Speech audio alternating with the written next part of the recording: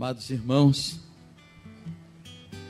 como vimos neste Salmo 133, o Senhor, Ele considera a unidade algo precioso. Tão precioso e sagrada é a unidade, tão preciosa e sagrada, que Ele compara ao óleo da unção. Irmãos, esse óleo da unção, ele era tão especial, tão exclusivo e tão precioso, que qualquer pessoa não autorizada que fizesse uso dele, ou qualquer pessoa que fizesse uso dele para outro fim que não fosse a unção dos sacerdotes, seria condenado à morte. Já pensaram nisso? Já pensaram com o que Deus comparou a unidade do corpo de Cristo, a unidade da igreja, a unidade do seu povo? Quando uma coisa é preciosa assim, primeiro, nós fazemos tudo para preservá-la, não é? Quem tem uma joia de família antiga aí, quem sabe recebeu do pai, da mãe, levanta a mão que eu quero ver. Alguma coisa, quem sabe um porta-retrato chique, né? Eu tenho um anel do meu pai, que ele me passou quando eu me formei em Direito. Ele também era advogado e ele me passou, me fez uma surpresa. No culto lá em Tupã, na igreja, no culto que nós oferecemos como igreja pela formatura do pastor, ele tirou o anel do dedo, lá no púlpito, e colocou no meu. Foi uma coisa especial. Faço tudo para preservar. Se você me oferecer muito dinheiro por aquele anel, você vai se decepcionar, porque você não vai levar. Faremos tudo para preservar coisas assim. A unidade é assim. Deus se agrada da unidade. E tem um texto na Bíblia que eu peço a vocês que abram, a palavra de Deus, que está lá em 1 Timóteo, capítulo de número 3, verso 15. Perdão, vamos começar do verso 14, diz assim, ó. 1 Timóteo, capítulo 3, verso 14 e 15. Mesmo esperando encontrar-te em breve, escrevo estas coisas, para que, se eu demorar, saibas como se deve proceder na casa de Deus, que é a igreja do Deus vivo, coluna e alicerce da verdade.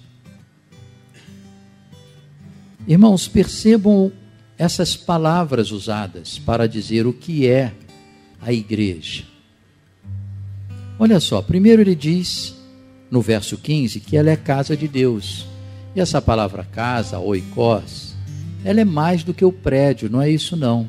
Ela seria melhor para entendermos o lar, tudo que está ali no contexto da família, os empregados, os escravos daquela época, os bens, a família, o pai, a mãe, as pessoas que conviviam e dependiam dali daquela família. Então não é apenas casa, mas é a família de Deus. Ou seja, nós somos a família de Deus. Nós quem? Qualquer um na face da terra, de qualquer nação, de qualquer credo, que creia em Jesus como o Filho de Deus, como o Salvador. Faz parte da família de Deus, é o que a Bíblia diz.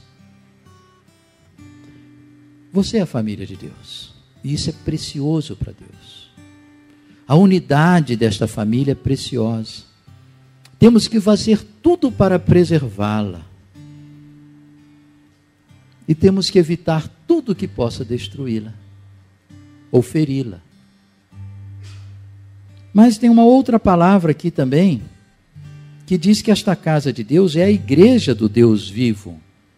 E essa palavra aqui, que os irmãos conhecem bem, eclesia, ela é uma palavra que fala de uma assembleia para a qual as pessoas eram chamadas a saírem de suas casas e comporem uma grande assembleia para tratar as coisas da polis, da cidade-estado daquela época.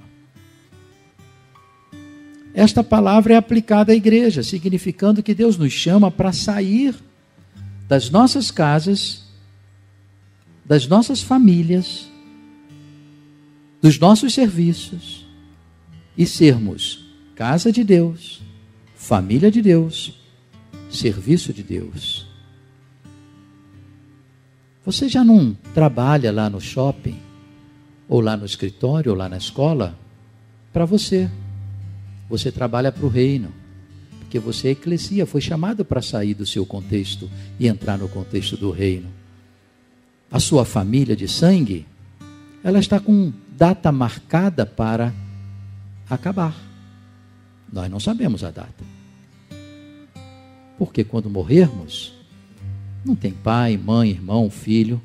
A sua verdadeira família eterna é a família de Deus, o oikos do Senhor.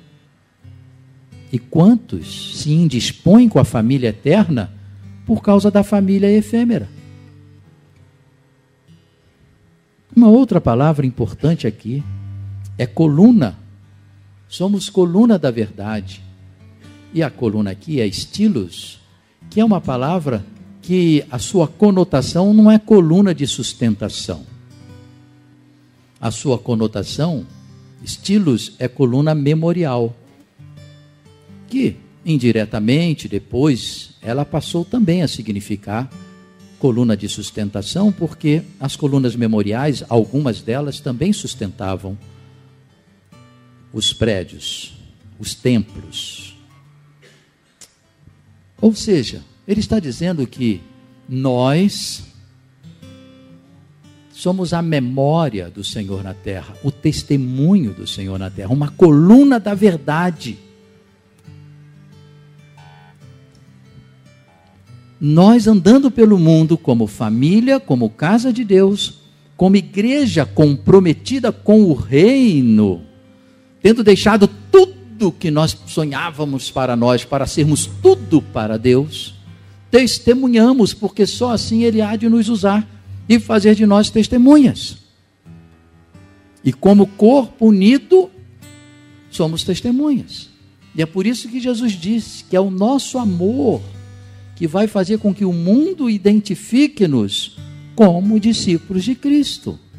O nosso amor, a unidade.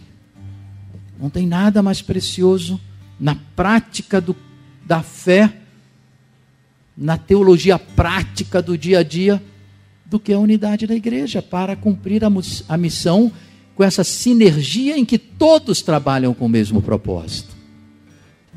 E aí Deus usa você, Deus me usa, um na vida do outro e na vida de outros. Mas tem uma palavra aqui, edraiomai, que é aí sim a sustentação, o alicerce da verdade, porque nós estamos no mundo para sustentar a verdade, não apenas para sermos um testemunho dela, mas para lutarmos contra o seu aniquilamento. Ou seja, lutarmos contra a mentira, podendo custar o que custar. Foi por ser coluna da verdade que Jesus foi à cruz. Ele podia ter mentido e falar, não, eu não sou o que eu disse que eu sou. Foi por causa de ser coluna da verdade que a igreja sofreu perseguições e que nós sofremos até hoje. Não no âmbito do Estado contra a igreja, mas no âmbito dos relacionamentos. Tudo isso, para realizarmos, temos que lembrar que somos corpo de Cristo. E sustentando a verdade, e sendo testemunha da verdade, e estando nós comprometidos com o reino como eclesia, e estando unidos como família oikos do Senhor, Deus se agrada de nós. Amém? Importante isso. E é assim que Deus quer nos usar. E Deus tem nos usado, por causa da unidade. A Bíblia diz que, se um membro sofre, qual é a consequência? Todos sofrem. Se um membro se alegra, qual a consequência? Todos se alegram. Quando você está sofrendo e alguém te telefona, alguém te visita, isso significa que essa pessoa tem compromisso com a unidade. A unidade é uma bênção e Deus quer nos usar. Mas Ele quer nos usar também na vida da sociedade, irmãos. E aí está talvez a coisa mais importante de se fazer como igreja: ser testemunho da verdade para as outras pessoas. Todos nós, porque somos um corpo. Se o pé está indo, o corpo vai. Se a boca quer ir lá falar, o pé tem que levá-la. Se o ouvido quer ir lá ouvir o aflito, o corpo precisa participar. Nós não podemos deixar as responsabilidades nas mãos de alguns. Todos somos o corpo de Cristo, amém? E Deus tem nos usado maravilhosamente. Nesse mês de agosto, irmãos, foi um mês especial. Fiquei muito feliz, o Senhor permitiu que nós tivéssemos muita alegria na igreja, por causa de ver o povo de Deus preocupado em encontrar-se com os amigos para ser coluna da verdade. Que coisa linda! Quantos fizeram? Famílias, pessoas sozinhas com seus amigos, grupos de células, células inteiras, realizando vários e vários encontros com os amigos, para levar essa verdade, como um corpo unido, trabalhando em prol dessa missão. Isso não é complicado, isso é fácil, e por isso estamos aqui hoje, celebrando a Deus. O que complica é porque nós não estamos sozinhos. Há batalhas, há lutas. Quantos de nós marcou, remarcou, convidou e não conseguiu realizar? Porque há lutas. Mas a missão não termina no mês de agosto. O mês de agosto foi dado esse foco para dar um start na nossa vida, para a gente ter um estilo de vida como corpo de Cristo, comprometidos, todos unidos com essa missão. E eu ouvi vários testemunhos agradáveis. E eu pedi ao Paulo para falar um pouquinho como que Deus usou ele. Ele não programou um encontro. Ele fez encontro com os amigos, a célula dele fez, não é, Paulo? Mas ele teve um encontro que Deus programou. E eu queria, chega aqui, Paulo. Queria que o Paulo falasse com os irmãos uma coisa simples que aconteceu, ele não esperava. Mas como que, pela reação da pessoa, a gente pode louvar a Deus, como que Deus estava trabalhando naquela vida e precisava de um servo comprometido como eclesia, comprometido com o reino, para ser instrumento dele. Boa noite, amada igreja. Eu vou pedir licença ao pastor Carlos e também à igreja para fazer uma pequena analogia. Por favor, me perdoe, eu não quero comparar pessoas a coisas, mas sim a função. Quem tem um celular, um smartphone aí? Se não tem, pelos números do Brasil, todo mundo tem um ou mais. Celular ligado, ele funciona. Mas a única forma dele cumprir com a principal função dele, que é comunicar, é ele sensibilizando e sendo sensibilizado. Ou seja, se ele estiver ligado, mas a conexão dele estiver desativada, ele não comunica nada. Não sensibiliza, nem é sensibilizado. Porque ele emite ondas, capta ondas. Então, nós como seres humanos, também podemos estar vivos, ligados, mas não necessariamente sensibilizando e sendo sensibilizados. Nesse contexto, eu vou contar uma historinha muito rápida, né? E eu quero louvar a Deus por tudo que tem acontecido na minha vida. Porque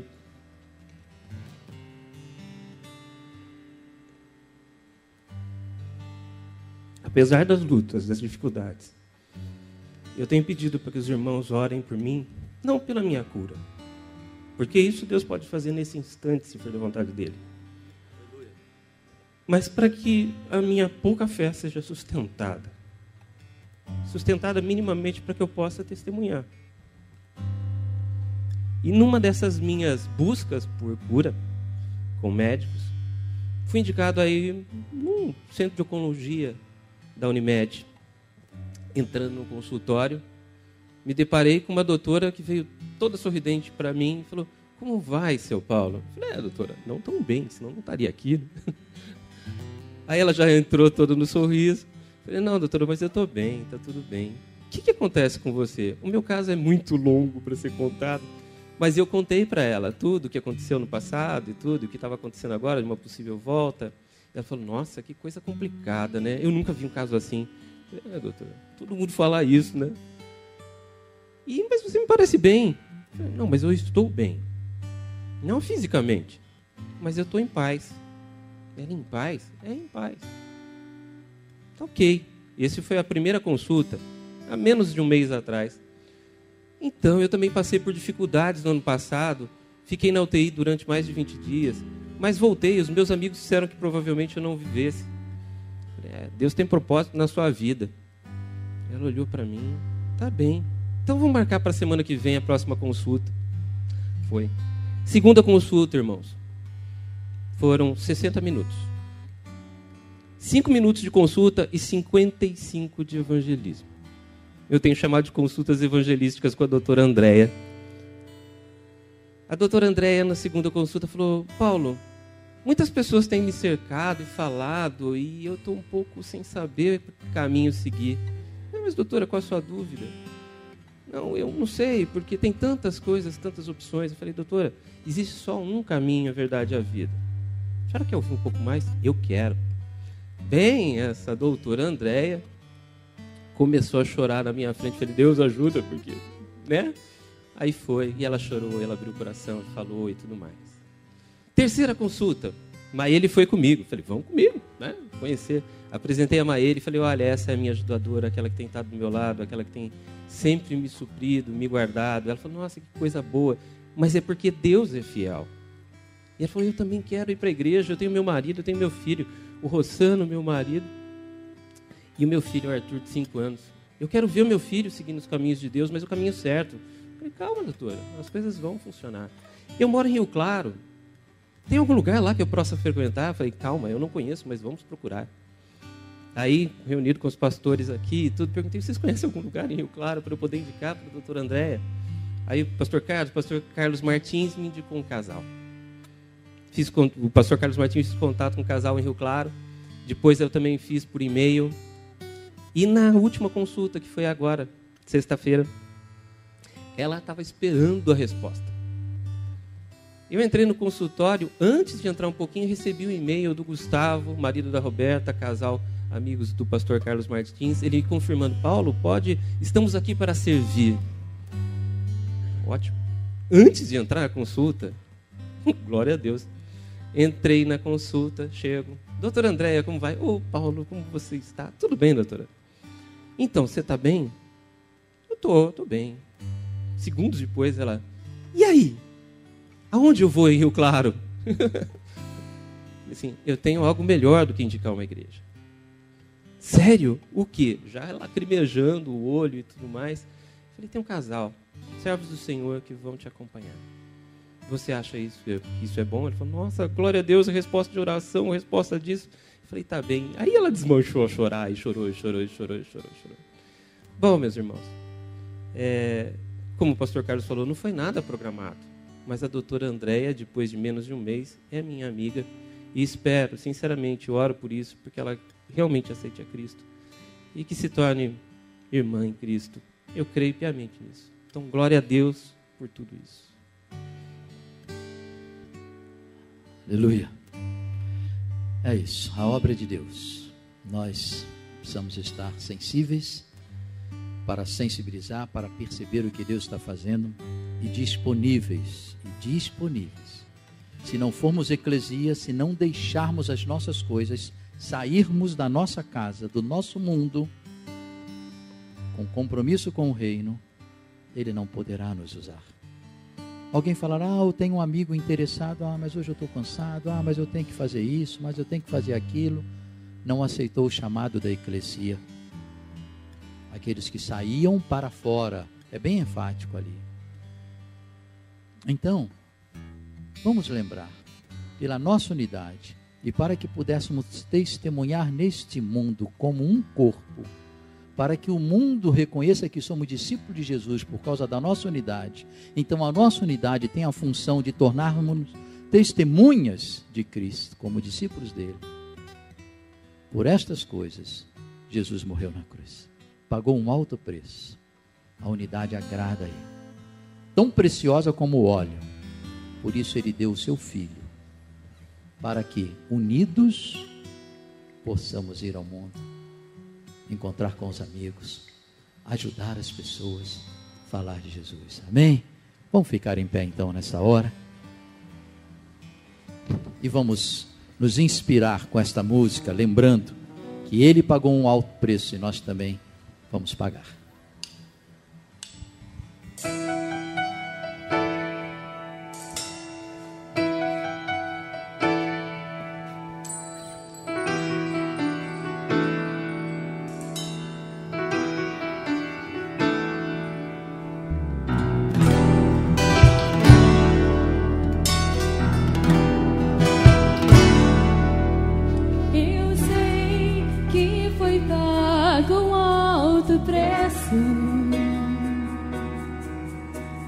Para que contigo eu fosse meu irmão. Quando Jesus derramou sua vida, ele pensava em mim, ele pensava em ti, pensava em nós.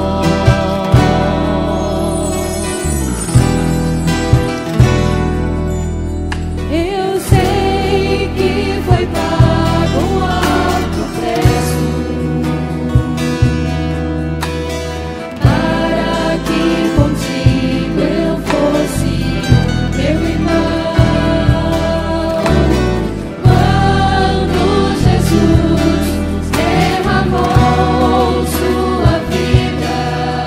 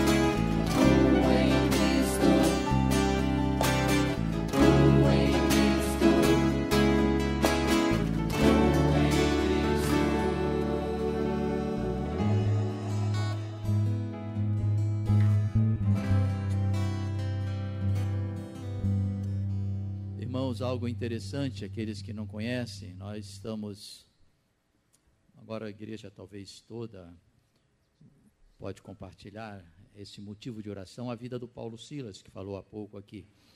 Inclusive deve ter saído no nosso boletim de hoje também. Eu estive em viagem, não vi o boletim ainda. E olha que coisa interessante. Deus não curou ele, pode ser que vá fazê-lo. Queremos que o faça, temos pedido para fazer, porém Deus tem usado a vida dele. Uma vida de outra pessoa, que talvez, porque nós não podemos julgar, pudesse estar precisando de uma cura que só Deus podia fazer. A unidade é isso. Nós oramos por todos e Deus usa a todos, juntos. Não nos permitamos perder a perspectiva de família de Deus. Igreja não é culto. Igreja não é louvor. Igreja não é templo. Igreja não é ter pastor. Igreja é o corpo de Cristo, comprometido com o reino dele. Deus tem nos levado num caminho para sermos igreja do Deus vivo. Se você ficar incomodado com alguma coisa, que você queria uma religião que você pudesse entrar, ouvir um belo culto e ir embora, peça a Deus para lhe dar paixão pelo reino dele, paixão por Jesus. Aí a sua vida vai ter significado. Talvez você entrou aqui pela primeira vez hoje, e Deus quer você conosco, com ele, para ser instrumento dele. Amém? Sabe por quê, irmãos? Nesta unidade nós somos fortalecidos. Esta unidade provê companheirismo que nos dá força para vivermos nos momentos mais complicados. Estamos juntos na tristeza e na alegria. Então, compensa investir a nossa vida em algo que agrada a Deus, mas em algo também que é instrumento de Deus na nossa vida, que é a nossa família da fé. Amém? Convido a igreja a se assentar, nós vamos cantar um cântico, mas no momento desse cântico, depois nós vamos nos colocar em pé. Vamos adorar o Senhor.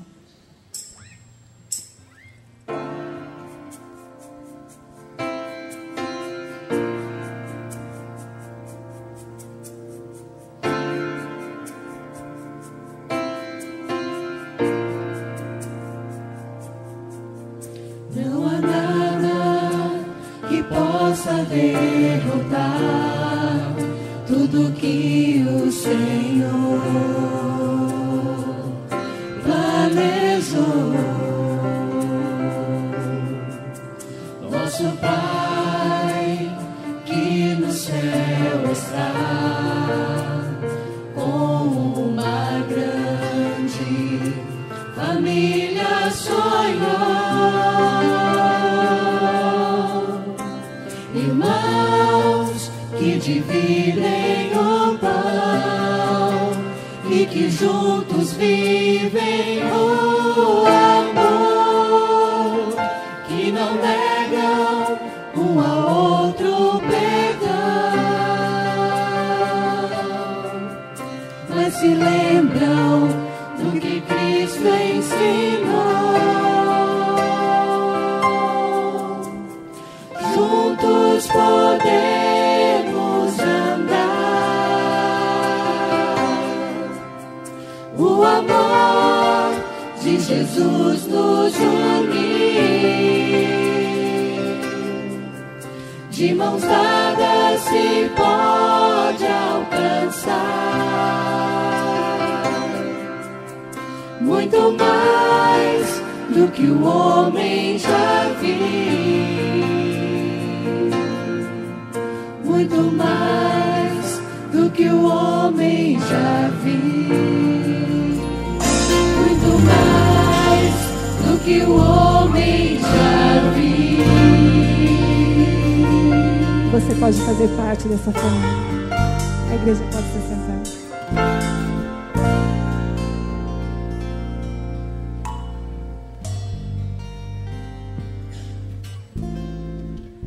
palavra de Deus tem vários textos sobre esse compromisso de unidade, da mutualidade.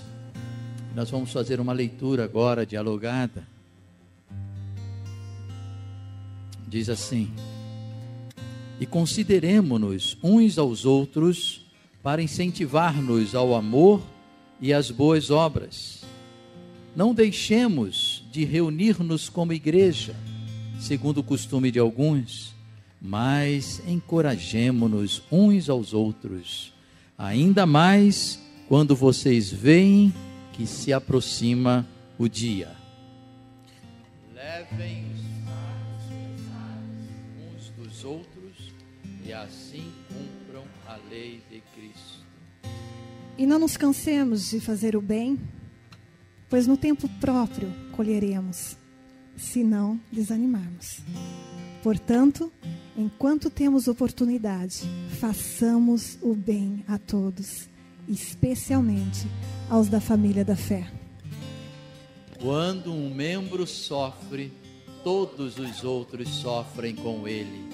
Quando um membro é honrado, todos os outros se alegram com ele.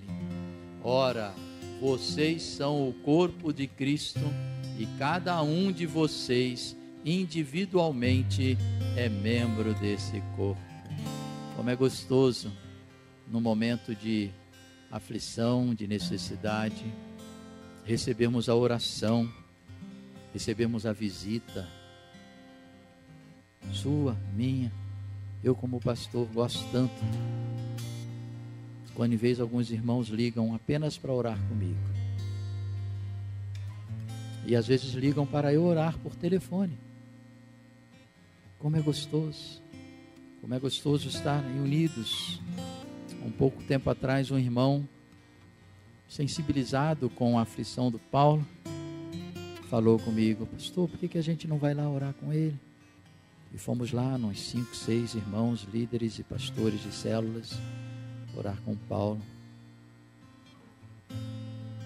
Esses dias atrás, uma pessoa parente de um membro da nossa igreja ligou, vendo a aflição da parente, sabendo que ela é membro da nossa igreja. Uma situação muito difícil. E aí nós fomos lá, eu e a Janete. É impressionante. Como se você, sem fazer quase nada, só de ir e orar, Deus usa a gente para encorajar aquela pessoa. E eu me lembro que um tempo atrás, um casal aqui da igreja passou uma situação de preocupação com o filhinho. Assim como aconteceu com o Renê, que já deu um testemunho aqui, né, Renê e Elaine. Mas dessa vez foi o Marcelo e a Ana Célia. Estão aqui, chegue aqui, queridos. E nós fomos também lá no hospital. Mas o que nos chama a atenção não é a presença e a visita do pastor, mas é o compromisso da igreja, não é? Foi importante para você isso, querida? Fala um pouquinho para a igreja. O ano passado, em setembro, eu estava grávida de 8 meses e eu tinha vindo à igreja de manhã, minha pressão estava boa e à noite ela subiu bastante. Eu fiz contato com o meu médico, ele falou assim: olha, procure um hospital para a gente ver o que a gente vai ter que fazer. E quando eu cheguei lá, eu fui diagnosticada com pré-eclâmpsia grave e o médico falou: olha, temos 2 notícias para você. A boa é que seu filho vai nascer, mas a gente não tem vaga na UTI neonatal para que ele nasça nesse hospital. E foi um momento de grande apreensão. E eu tive que ser transferida de ambulância para uma outra unidade. E chegando lá, já havia sido comunicado, comunicação entre os hospitais, e o Daniel nasceu. E como esperado, ele estava com apenas 8 meses, ele precisou de uma UTI, né, momentos após o seu nascimento. E nós vivemos momentos de bastante angústia. Era o nosso primeiro filho, ele teve um problema respiratório, e durante, acho que no 3º dia que ele havia nascido, nós estávamos em visita a ele na UTI, e ele teve uma intercorrência na nossa frente. A gente foi convidado a sair e nós não sabíamos o que ia acontecer. Nós saímos da UTI completamente destruídos, né? Porque a gente nem sabia qual era a sensação de sermos pais e já tínhamos um filho da UTI. No dia seguinte, a médica falou que ele havia melhorado, seu quadro ele já era estável, mas ele ainda não tinha previsão de sair da UTI e ir para o quarto. Mas ela disse que estava evoluindo de uma forma muito boa. E no 10º dia, eu peguei meu filho no colo pela primeira vez e eu pude amamentá-lo. A médica informou que se tudo corresse bem, em 2 dias ele já iria para o quarto. E isso realmente aconteceu. Neste momento, nós fomos muito apoiados pelos irmãos da nossa célula, que na época era a Janete, a nossa líder. Muitas pessoas nos ligando, orando. E eu tive a oportunidade de, com 38 dias, levar o Daniel na célula pela primeira vez. E juntos nós vivenciamos o que é chorar com os que choram e se alegrar com os que se alegram. E eu louvo a Deus também pela vida do Paulo. Hoje nós estamos na célula com ele também, juntos ali orando também por ele. E eu queria muito agradecer a Deus por isso. Não estava combinado, mas é um casal moderno, né? O marido segura o filho, a esposa fala. Mas realmente foi um momento muito difícil na nossa vida, nosso primeiro filho, né? Naquela situação. E eu louvo a Deus porque nós pudemos contar com as orações, com o apoio, com o carinho, com o conforto, consolo de todos, né? E principalmente daqueles que participavam da célula. A célula foi a porta de entrada nossa na igreja, né? Nós chegamos numa igreja bem diferente, chegamos numa igreja grande como essa, né? A célula foi a porta que nos socializou e nos recebeu. E hoje nós fomos desafiados a ser treinados para ser líder de célula. E para mim é um desafio muito grande. Eu disse para o Paulo, que me convidou, que eu tenho dificuldade. Para mim estar aqui na frente falando, eu estou numa crise tremenda aqui. Mas eu creio que Deus tem algo muito especial para essa igreja. E eu não quero ficar fora. Então, eu convido a todos, aqueles que ainda não participam, aqueles que podem, né, participar e não participam aqui, faça parte de uma célula que você tem só a ganhar. Deus quer te usar, Deus quer te abençoar e quer que você aprenda também muitas coisas. Eu louvo a Deus pela vida do pastor, pela vida dessa igreja aqui. Obrigado. Obrigado, Marcelo. Obrigado, Ana Célia. A Ele toda a honra e toda a glória. Ele é o Senhor da igreja. E nós somos os seus servos. Não é? Esta família, então, de Deus, tendo em vista o privilégio que é e a bênção que é, essa família se esforça em prol desta unidade. Nós temos que trabalhar por esta unidade. Nós temos que pensar, olha, irmãos, eu penso todo dia, toda semana, o que fazer para transformar-nos naquele corpo de Cristo relacional, comprometido. Todos nós, inclusive eu, temos as nossas barreiras, as nossas dificuldades, o nosso jeito de ser, que às vezes não coopera muito para a unidade. E nós temos que levar isso a sério. Nós temos que trabalhar com essas fraquezas que nós temos, vencê-las e ser instrumento de Deus na vida das pessoas. Amém? Vamos ler? Portanto, sejam imitadores de Deus como filhos amados e vivam em amor, como também Cristo nos amou e se entregou por nós como oferta e sacrifício de aroma agradável a Deus. Por isso, esforçamo-nos em promover tudo quanto conduz à paz e à edificação mútua. Amém.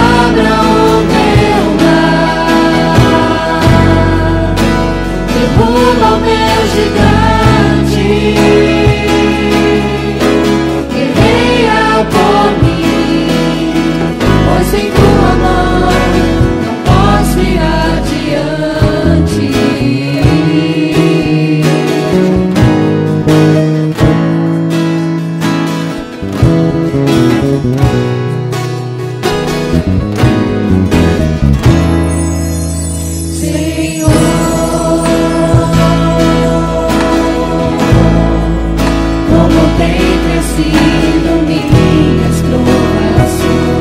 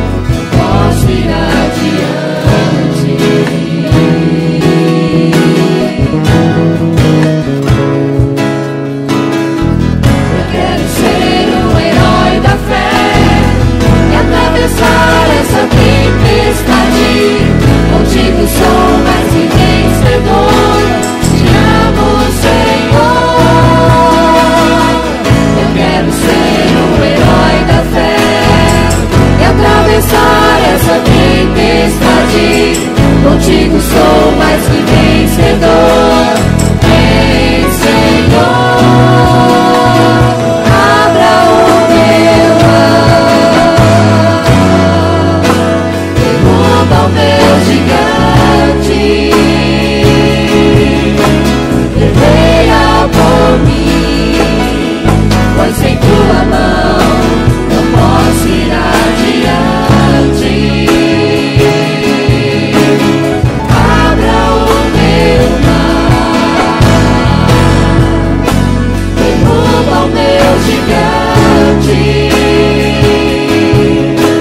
Guerreia por mim, pois sem tua mão não posso ir adiante.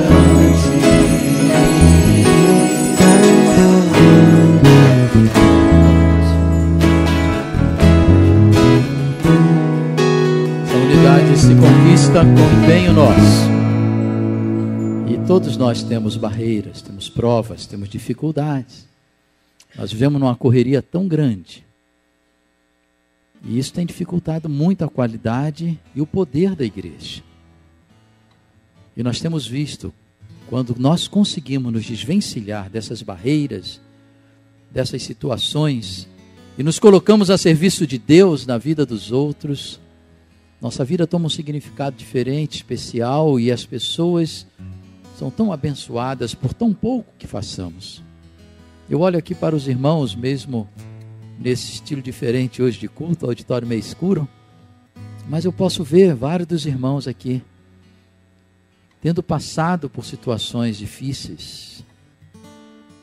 E eu me lembro daqueles que eu pude estar junto e pude acompanhar, que às vezes antes, às vezes concomitantemente, às vezes logo depois, tinha mais 1, 2, 3, vários irmãos da igreja com ele. Me lembro quando incendiou lá a fábrica do Perso, 5 horas da manhã. Não me lembro a hora que eu cheguei lá, que ele me ligou, foi tão cedo, mas logo já tinha gente lá, irmãos de fé.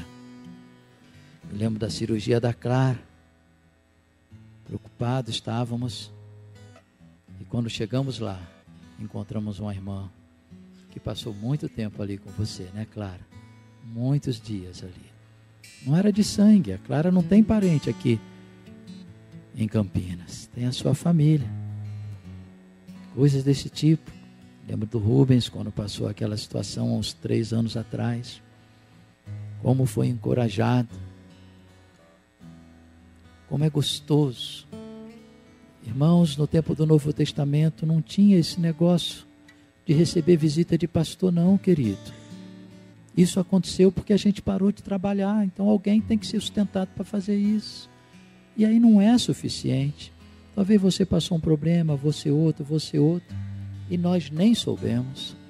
Mas se vivêssemos como verdadeiros amigos, em contato constante, nunca nos faltaria apoio.